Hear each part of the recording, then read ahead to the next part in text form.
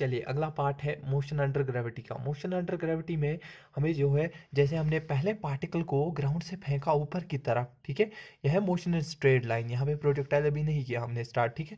नीचे ग्राउंड से फेंका ऊपर की तरफ, तो जब ये हाईएस्ट पॉइंट पे जाके इसकी वेलोसिटी क्या हो जाएगी, जीरो, यहाँ पे, ठीक है। प्रोजेक्टाइल में करेंगे बात क्या होता है वहाँ पे, ठीक है। तो यहाँ पे जब ऊपर हुए हमें ये जो है इसकी डिस्टेंस बतानी है, जिसको हम क्या कहते हैं, एच, जिस चीज़ को हम बोलेंगे एच मैक्स।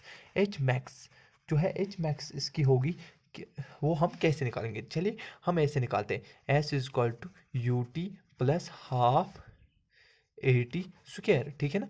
तो एस को हमने बोला एच मैक्स, ठीक है, एच मैक्स। एक्सेलरेशन क्या है, जी, है ना।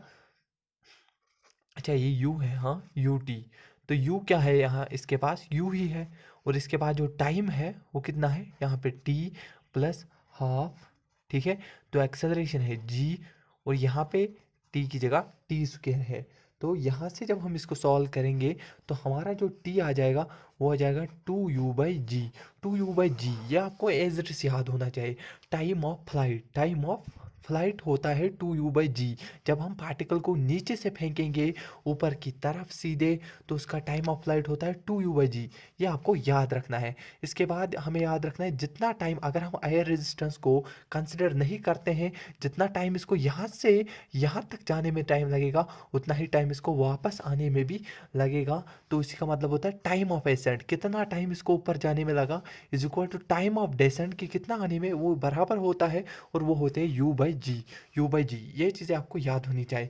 देखिए अगर हमने एयर रेजिस्टेंस अब नेगलेक्ट कर दी, तो जितना टाइम इसको ऊपर जाने में लगेगा वो कम होगा कि जितना टाइम इसको नीचे आने में याद रहेगा। कंफ्यूज नहीं होना, मैंने पूरा लिखा है, आपको लगेगा टाइम ऑफ एसेंट ज़्यादा होना चाहिए, पर नहीं, टाइम ऑफ एसेंट जो है कम होता है टाइम ऑफ डिसेंट। इसकी डेरिवेशन भी है, पर अभी उतना टाइम नहीं है। तो अभी हम याद रखेंगे जो टाइम ऑफ जो ऊपर जाने का टाइम होता है वो कम होता है एज कम्पेयर टू द जितना टाइम इसको नीचे आने में लगेगा। तो इतनी चीज़ें आपको क्या होनी चाहिए, याद होनी चाहिए, ठीक है। पहला चीज़ जो होना चाहिए, time of flight 2u/g, time of ascent is time of descent 2u/g। तो अगर हम एयर रेजिस्टेंस को करते हैं कंसिडर, तो टाइम ऑफ एसेंट कम होगा as compare to the time of descent. तो इसमें आता है, अब अगर हमने पार्टिकल को ऊपर से ही फेंका, और इसमें और एक चीज़ है, देखिए और एक चीज़ है, देखिए अगर हमने यहाँ से फेंका पार्टिकल को ऐसे, देखिए मानिए अगर यहाँ पे है, अगर ये यहाँ से है ना 20 मीटर पर सेकेंड, एक्चुअली ये लाइन इसके साथ होगी क्योंकि हम अभी कर रहे हैं स्ट्रेट लाइन की बात। अगर ये है 20 मीटर, तो ये भी अगर है ना 20 मीटर, तो अगर ये यहाँ से जा रहा होगा ना ऊपर v वेलोसिटी से, तो जब ये वापस आएगा इसकी वेलोसिटी यहाँ पर भी v होगी। तो अगर यहाँ से यहाँ तक इसको जाने में लगा है टाइम t, तो यहाँ से नीचे आने में भी टाइम लगेगा t।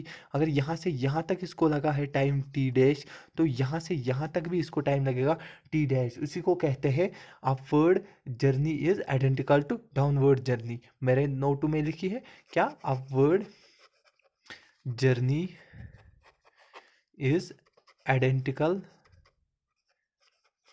टू डाउनवर्ड जर्नी, ठीक है। Upward journey is identical to downward journey.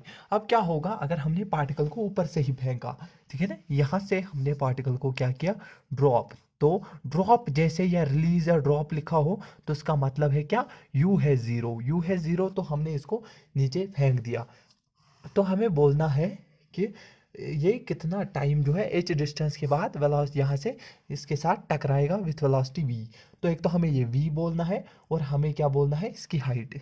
पहले आप याद रखोगे इसकी जो टाइम ऑफ फ्लाइट होती है वो होती है 2h/g। क्या होती है, 2h/g। अगर ये हाइट h है तो होती है 2h/g। उसको भी हम ऐसे निकाल सकते हैं, S is equal to U T plus half A T square, ठीक है।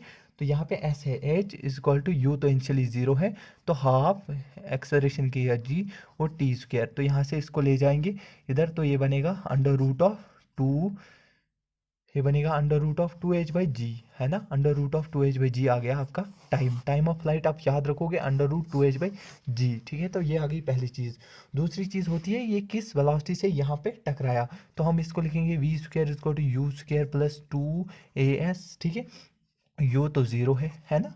तो v square is equal to 2g, और s कितना है, h हाइट है ना।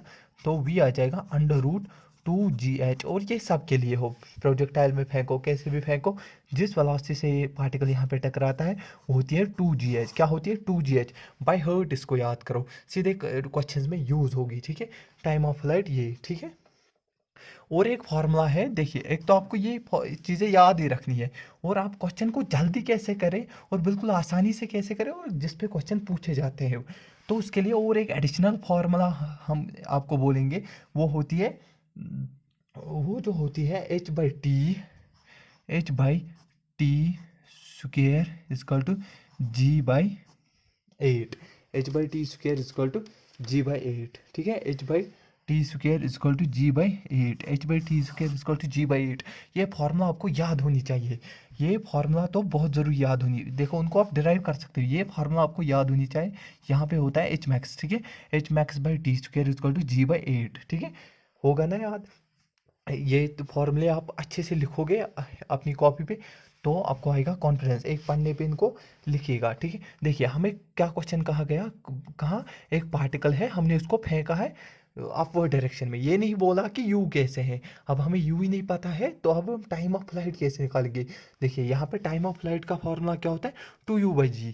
2u/g तो यहाँ पे, लेकिन यहाँ पे u ही नहीं दिया है, और हमें कहा गया टाइम ऑफ फ्लाइट 4 सेकंड है, तो हमें कहा गया h max निकालो। या तो हम पहले टाइम ऑफ फ्लाइट को यूज़ करके हम क्या निकालेंगे, u, तो वैसे हो जाएगा लंबा। हम तो सीधे करते हैं, हमें बोला h max निकालो, तो हमें पता है, हमें याद करके रखा है h max h max by T square किसके बराबर होती है? g/8। तो यहाँ पे h max हमें निकालना है, कोई बात नहीं, हम निकालते हैं, ठीक है। टी स्क्वायर कितना है? 4 सेकंड दिया है टाइम ऑफ फ्लाइट, तो इसको स्क्वायर करेंगे, इक्वल टू g/8। g/8 तो ये हो गया 16, ये हो जाएगा ना 16, तो ये हो जाएगा 16 1 जा 16 1 जा, और ये हो जाएगा 16 2 जा। तो h max जो हो जाएगा, यहाँ से 2 जाएगा इधर, वह 2g, यानी कि 2 को अगर 10 पुट करते हैं तो 10 मीटर आपका h max आ गया। देखो, इतनी आसानी से, वरना इस क्वेश्चन को करने के लिए आपके 2 पन्ने भर जाएंगे। चलो, आई होप आपको यहाँ तक समझ आ गया होगा। चलिए।